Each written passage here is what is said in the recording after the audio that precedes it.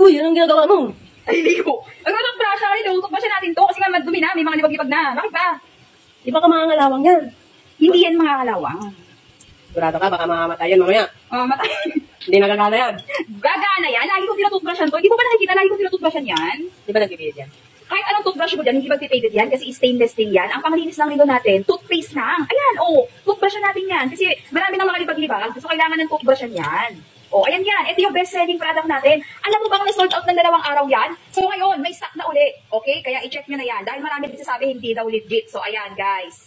Sige nga. Legit yan. Patingin, kung magana pa. Silip kayo, guys. Toothpaste lang panlinis ng watches natin, ha? Huwag kayong matatakot ba sa inyan. Toothpaste lang yan. Hindi naman nawawala yung kulay niyan. No, hindi yan nagpipilit, hindi nagtatarnish at lalong hindi nakakalawang. Ay, gumagana ha. Look at that. Okay, ayan. Buhay pa. Buhay pa. Buhay na buhay yan. Buhay na buhay yan, Beshi. Ayan na po.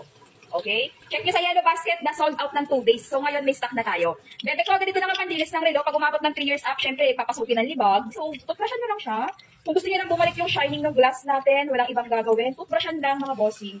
So, ayan yung product natin. Buhay na buhay. Very well function, gumagana. Mga Lodi. Ayan na ha, ayan na. I-check sa Yellow Basket. Huwag sayangin. Naka-promo auxilian ngayon, ha? Marami na tayong stock again and again. Hindi na po tayo mag-aantay na matagal.